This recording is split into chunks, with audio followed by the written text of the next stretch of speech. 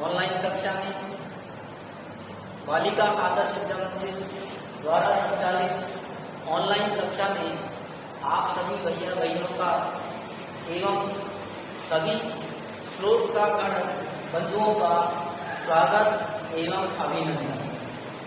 कक्षा 8वीं विषय विज्ञान दिनांक 9 सितंबर 2020 वार बुधवार अध्याय 3 सूक्ष्म जीव मित्र एवं शत्रु। पिछले वीडियो के अंदर अपन खाद्य परिरक्षण से संबंधित विधियों के ऊपर अपन चर्चा कर रहे थे। उसके अंदर अपन ने शुरू की कुल 6 विधियां थी, जिनमें से अपन ने 2 विधियों के ऊपर अध्ययन कर लिया था, नमक के द्वारा और चीनी के द्वारा किस प्रकार से खाद्य पदार्थों का परिरक्षण किया जाता है। खाद्य परिरक्षण का मतलब आपने समझा था कि किसी भी खाद्य पदार्थ को लंबे समय तक उसे खराब होने से किस प्रकार से आप बचा सकते हैं।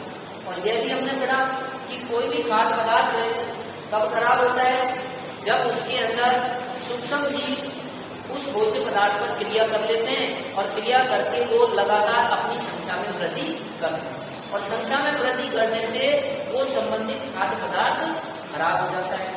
तो बस अब इस खाद्य पदार्थ को रोकने के लिए यही है सबसे बढ़िया तरीका कि उसमें सूक्ष्म जीवों की वृद्धि को रोक देंगे तो पदार्थ आपका लंबे समय तक सुरक्षित रह सकता है, खराब होने से बच सकता है। तो आइए आज के इस वीडियो के अंदर अपन तीसरी जो विधि है और एक चौथी विधि, 2 विधियों के ऊपर विशेष अध्ययन यहाँ पर करेंगे इस वीडियो में। पहली जो विधि है खाद्य परिरक्षण की, जो अगली जो तीसरी पढ़ेंगे तेल एवं सिरके के द्वारा परिरक्षण, और चौथी जो विधि अपन ने पढ़ेंगे गर्म एवं ठंडा करके भी आप भोजन को लंबे समय तक सुरक्षित रख सकते हैं। तो आइए तीसरे नंबर पर है कि तेल एवं सिरके द्वारा किस प्रकार से तेल है जो हमारे भोज्य पदार्थ को खराब होने से बचाता है। कई बार आपने देखा होगा कि बाजार से हम आम लेके आते हैं तो वो आम 2-3 दिन तक रखे रहने के पश्चात वो धीरे धीरे खराब हो जाते हैं। लेकिन वही आम का अचार अगर हम तेल में डाल करके रखें तो निश्चित रूप से वो कई महीनों तक खराब नहीं होता। आम का ही नहीं, आपने कई प्रकार के अचार आपने देखोगे, कोई भी जो अचार होता है, क्योंकि ज्यादातर जो अचार होते हैं वो तेल के अंदर ही होते हैं, तो तेल के अंदर डला हुआ अचार खराब क्यों नहीं होता? क्योंकि आप सभी जानते हैं तेल की खासियत होती है कि तेल के अंदर जो सूक्ष्म जीव है, सूक्ष्म जीव का मतलब कि जीवाणु हो सकता है, कवक हो सकता है, तो जीवाणु जो कवक वगैरह ये होते हैं ये उस तेल के अंदर जीवित नहीं होते हैं, अर्थात मर जाते हैं, जीवित ही नहीं रहते तेल के अंदर। तो ये इस तेल की खासियत होती है। इसी प्रकार जो सिरका होता है यानी एसिडिक अम्ल जिसे आप कहते हैं, खट्टी जो चीजें होती हैं उनमें भी जीवाणु को नष्ट करने की क्षमता होती है। तो इस प्रकार तेल और खट्टी जो चीजें होती हैं उनके अंदर जीवाणु जीवित नहीं रहते हैं, इसलिए इनका उपयोग हम खाद्य परिरक्षण में करते हैं। तो आपने देखा होगा अचार तो है ही है, इसके अलावा सब्जियां, फल, मांस, मछलियां आदि का परिरक्षण है जो इसी विधि के द्वारा किया जाता है। तो देखिए यहाँ पर साफ लिखा हुआ है तेल एवं सिरके द्वारा परिरक्षण किस प्रकार से कर सकते हैं। स्थिति में तो लिखा हुआ है तेल एवं सिरके का उपयोग अचार को संदूषण से बचाने में किया जाता है। यानी अचार को संदूषण का मतलब खराब होने से बचाता है। तेल क्यों बचाता है, उसमें ऐसी क्या खासियत है? क्योंकि तेल के अंदर सूक्ष्म जीव जीवित नहीं रहते। तो यहाँ आगे लिखा है, देखो संदूषण से बचाने में किया जाता है। क्यों किया जाता है? क्योंकि इनमें जीवाणु जीवित नहीं रह सकते, इसलिए कौन कौन चीजों का, सब्जियां हो सकती है, फल हो सकता है, अचार हो सकता है, मछली, मांस आदि का परिरक्षण इसी विधि से करते हैं। तो ये अपनी एक विधि थी वो पूरी हो गई। अगली विधि आ रही हमारी खाद्य परिरक्षण की। नेक्स्ट विधि है चौथी विधि, गर्म एवं ठंडा करना। यानी इसमें 2 बातें, कुछ खाद्य पदार्थ को आप गर्म करके भी लंबे समय तक सुरक्षित और कुछ खाद्य पदार्थ ऐसे होते हैं जिनको आप ठंडा करके भी सुरक्षित रख सकते हैं लंबे समय तक भोजन को, अर्थात खराब होने से बचा सकते हैं। तो गर्म करके आप कैसे करें? आपने कई बार देखा होगा अपने घरों में माता जी को गर्मियों के दिनों में दूध को कई बार गर्म करते हैं।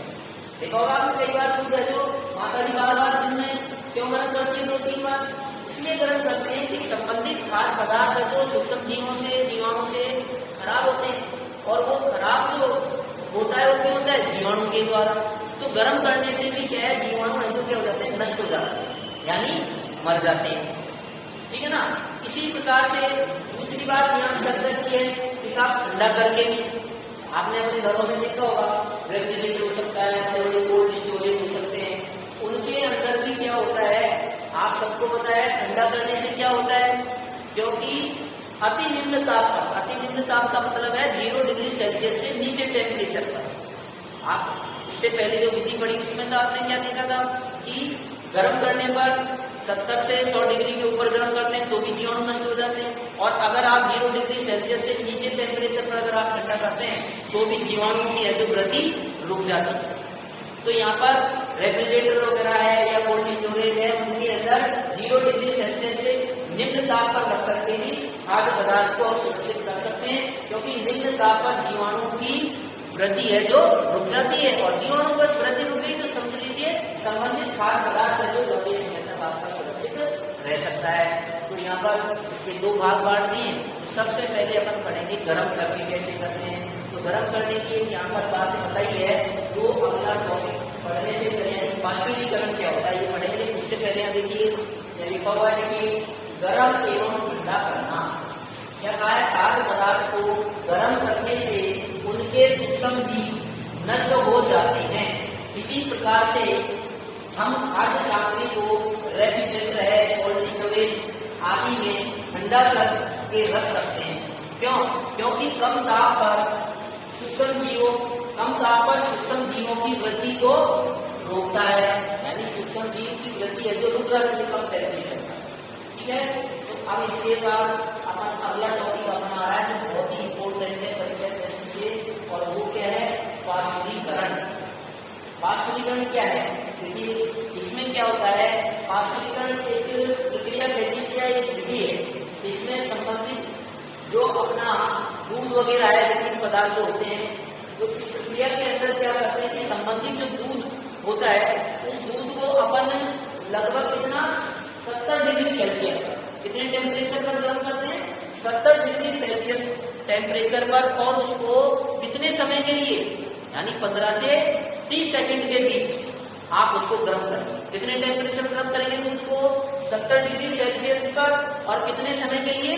15 से 30 सेकंड के समय के बीच में आप क्या करिए, उसको गर्म कर दीजिए, वो उबाल दीजिए। तो इस प्रकार करने से क्या होगा, वहां पर सूक्ष्म जीव है जो नष्ट हो जाएंगे। क्या हो जाएंगे? सूक्ष्म जीव है जो नष्ट हो जाते हैं। तो इस प्रकार आप देखेंगे उसको फिर कोई भी डब्बा है या थैली के अंदर जब आप बंद करेंगे तो उसको ठंडा कर लेंगे। लेकिन ठंडा करने की बात क्या है, उसको एकाएक का मतलब उसको बहुत जल्दी शीघ्रता से, यानी अचानक उसको यदि धीरे धीरे ठंडा कर करें, बहुत जल्दी से उसको आप ठंडा कर दें जिससे उसको जीवाणु क्रिया नहीं करेंगे, और फिर उसको आप थैलियों में बंद कर देंगे। तो इस प्रक्रिया को, जो विधि को जो आप अपनाते हैं, संबंधित खाद्य पदार्थ को, दूध को अपनी थैली या पन्नियों में पैक करने से पहले उसको अपन क्या करेंगे, संबंधित खाद्य पदार्थ को 70 डिग्री सेल्सियस पर लगभग 15 से 30 सेकंड के बीच आप उसको गर्म करेंगे। गर्म करने पर उसको एकाएक क्या कर लेंगे, ठंडा कर लेंगे, और ठंडा करके फिर उसको थैलियों में पैक कर देंगे। इससे क्या है, सूक्ष्म जीव है जो नष्ट हो जाते हैं, अर्थात उनकी जीवों की वृद्धि है जो रुक जाती है। तो ये प्रक्रिया क्या कहलाएगी, पाश्चराइजेशन कहलाएगी।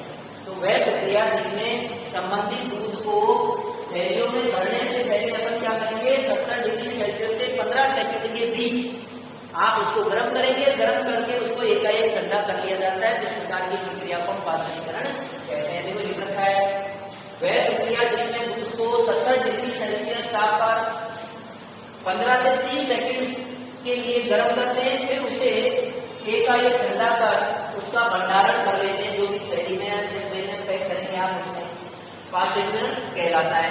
ऐसा ऐसा क्यों किया? क्योंकि ऐसा करने से सूक्ष्म जीवों की वृद्धि रुक जाती है, और सूक्ष्म जीवों की वृद्धि रुक जाएगी तो संबंधित खाद्य पदार्थ खराब होने से बच जाता है। तो कई बार आपने देखा होगा कि डब्बों के अंदर, या आप जो बाजार से दूध लाते हैं, जो थैली है उसके अंदर दूध लाते हैं, वो संकुचित क्यों नहीं होता? क्योंकि वो दूध है जो उस थैली में भरने से पहले इस पाश्चुरीकृत है, वो इस प्रक्रिया, इस विधि के द्वारा उसको गर्म किया गया 70 डिग्री सेल्सियस पर। तो पाश्चुरीकृत दूध इसलिए खराब नहीं होता, ठीक है ना। क्या आप ऐसे दूध को सीधा ही क्यों ले सकते हैं? हाँ ले सकते हैं। क्यों? क्योंकि इसमें जीवाणु होते ही नहीं है, कहने वाला भरने से पहले ही नष्ट हो गए, कहने वाला। तो देखिए यहाँ पर लिखा गया है कि वह प्रक्रिया जिसमें दूध को 70 डिग्री पर 15 से 30 सेकंड के लिए गर्म करते हैं, फिर उसे एकाएक ठंडा कर उसे भंडारण कर लेते हैं, पाश्चुरीकृत कहलाता है। ऐसा करने से सूक्ष्म जीवों की वृद्धि रुक जाती है। अगला देखिए इसी से संबंधित बिंदु है, इस प्रक्रिया की खोज किस वैज्ञानिक ने की थी? एक वैज्ञानिक थे जिनका नाम है लुई पाश्चर। तो लुई पाश्चर नामक वैज्ञानिक ने इस प्रक्रिया को अपनाया था, इसलिए इस विधि का नामकरण उनके सम्मान में ही, क्योंकि लुई पाश्चर था इसलिए इस विधि का नाम पाश्चुरीकरण कहा गया। तो लिखा है देखो, इस प्रक्रिया की खोज लुई पाश्चर नामक वैज्ञानिक ने की थी, इसलिए इसे हम पाश्चुरीकरण कहते हैं। लोग आगे जाकर याद रखते हैं उनको, इनके सम्मान में इसका नाम रख दिया गया इस विधि का। दूसरा देखिए नीचे बिंदु लिख रखा है, पाश्चुरीकृत दूध को बिना उबाले आप इस्तेमाल किया जा सकता है। यानी आप ऐसे दूध जो थैली में पहले ऑलरेडी, उसको आप गर्म करने की आवश्यकता नहीं है, उबालने की आवश्यकता नहीं है, आप उसको सीधे ही क्यों ले सकते हैं? क्यों ले सकते हैं? क्योंकि ऐसे दूध के अंदर ऑलरेडी पहले से ही जीवाणु मुक्त है, कोई सूक्ष्म जीव उसके अंदर नहीं, इसलिए खराब नहीं होगा। तो देखो लिख रखा है, पाश्चुरीकृत दूध को बिना उबाले इस्तेमाल किया जा सकता है क्योंकि यह सूक्ष्म जीवों से मुक्त होता है, ठीक है ना। आगे बिंदु दे रखा है, लुई पाश्चर वैज्ञानिक जो है, इसको हम जीवाणु विज्ञान का जनक कहते हैं। इसका कहते हैं जीवाणु विज्ञान का जनक कहते हैं। इस प्रकार की उन्होंने जीवाणु पर विशेष प्रकार की खोज की थी। तो कहा जो लुई पाश्चर को जीवाणु विज्ञान का जनक भी कहते हैं। तो इस प्रकार हमारी होगी। आगे टॉपिक और दे रखा है, देखिए अगला, भंडारण एवं पैकिंग द्वारा। क्या भंडारण और पैकिंग के द्वारा भी आप खाद्य पदार्थों को सुरक्षित रख सकते हैं? क्या? हाँ रख सकते हैं। आजकल आपने देखेंगे जो भी ड्राई फ्रूट्स आते हैं वो भी सीधे ही सील पैक आते हैं पन्नियों के अंदर, ठीक है ना। इसी प्रकार कुछ सब्जियां हो सकती हैं तो ये वायु रोधी डिब्बे या पैकिंग को अंदर उनको पैक कर दी जाती है। देखो आजकल बेले तथा सब्जियां भी वायु रोधी सील किए पैकेटों में बेचे जाते हैं, जिससे सूक्ष्म जीवों से सुरक्षा होती है। आपने कई ऐसे ड्राई फ्रूट्स के पैकेट हैं, खाद्य सामग्री संबंधित पैकेट वगैरह आप देखते हो, उनके अंदर साफ पैकिंग डेट लिखी होती है कि संबंधित पैकेट डेट कितनी है और इसको कितने माह के लिए सुरक्षित आप इसको काम में ले सकते हैं, फिर एक्सपायरी डेट के बाद आप काम में नहीं ले सकते हैं। तो उनके ऊपर लिखी हुई रहती है संबंधित पैकिंग के ऊपर कि फला डेट को ये पैकिंग की गई है, ठीक है। तो इस प्रकार आज के वीडियो के अंदर अपन ने खाद्य संरक्षण की ये दो विधियों के बारे में ज्ञान प्राप्त किया। तीसरी तेल एवं सिरके के द्वारा संरक्षण, और चौथी अपन ने पढ़ी किस प्रकार हम पाश्चुराइजेशन क्रिया के द्वारा गर्म करके और ठंडा करके किसमें रेफ्रिजरेटर के अंदर, ठीक है ना। इस प्रकार की ये दो विधियों के बारे में हमारा अध्ययन किया है। शेष आगे की जो दो विधियां और है खाद्य संरक्षण की, उनकी अपन चर्चा है जो अगले वीडियो के अंदर करेंगे। अभी आज की इस वीडियो में आपने क्या सीखा? आपने जितना ग्रहण किया तो आप अपना स्वयं मूल्यांकन करेंगे गृह कार्य की दृष्टि से, आप मूल्यांकन कर लीजिए अपना। आइए देखिए गृह कार्य दृष्टि आपने क्या सीखा, क्या पाया है। देखिए पहला क्वेश्चन है, पाश्चुरीकरण के लिए दूध को कितने तापक्रम पर 15 से 30 सेकंड तक गर्म किया जाता है? अभी यहाँ पर आया था, मैंने देखा था दूध को 70 डिग्री सेल्सियस पर, कितनी डिग्री पर? 70 डिग्री सेल्सियस पर आप उसको उबालेंगे यानी गर्म करेंगे। तो आपका ये वन वर्ड आंसर हो गया क्लियर। दूसरा देखिए, पाश्चुरीकृत दूध को बिना उबाले इस्तेमाल क्यों कर सकते हैं? क्यों कर सकते हैं? साफ लिखा है, ये लिख रखा बिना उबाले इस्तेमाल क्यों किया जाए? ऐसे आप लिखते हैं सांस नहीं मिल जाएगा, क्योंकि यह सूक्ष्म जीवों से मुक्त होता है। तो दूसरे का आंसर क्या होगा? यह सूक्ष्म जीवों से ऑलरेडी मुक्त होता है पहले से, इसलिए आप काम में ले सकते हैं। ये दूसरा क्लियर। नेक्स्ट क्वेश्चन तीसरा देखिए, पाश्चुरीकरण प्रक्रिया की खोज किसने की थी? यानी पाश्चुरीकरण की खोज किसने की थी? आप बताएंगे। ये देखो लिखा था, पाश्चुरीकृत दूध को इससे ऊपर वाले टॉपिक देखिए, इस प्रक्रिया की खोज लुई पाश्चर नामक वैज्ञानिक ने की थी। यहाँ देखिए, यहाँ से यहाँ तक आंसर है, आप लिख सकते हैं लुई पाश्चर नामक वैज्ञानिक ने इसकी खोज की थी। चौथा प्रश्न देखिए, पाश्चुरीकरण किसे कहते हैं? तो साफ लिखा हुआ है कि पाश्चुरीकरण के हेडिंग से लो, वह प्रक्रिया जिसमें दूध को 70 डिग्री सेल्सियस पर 15 से 30 सेकंड के लिए गर्म करते हैं, फिर उसे एकाएक ठंडा कर उसका भंडारण थैलियों में कर देते हैं। तो इस प्रकार की प्रक्रिया विधि को हम पाश्चुरीकरण कहते हैं। यहाँ से यहाँ तक आप इसका आंसर हो जाएगा। अथवा में और लिखा इसी प्रश्न को अगर इस रूप में पूछ ले कि थैलियों में आने वाला दूध संदूषित क्यों नहीं होता? इसलिए नहीं होता क्योंकि वो दूध है जो ऑलरेडी पहले से ही पाश्चुरीकृत होता है, अर्थात जीवाणु मुक्त होता है। तो इसका भी जवाब आपको इसमें मिल जाएगा। दोनों आंसर एक ही है, इसका आंसर एक ही है।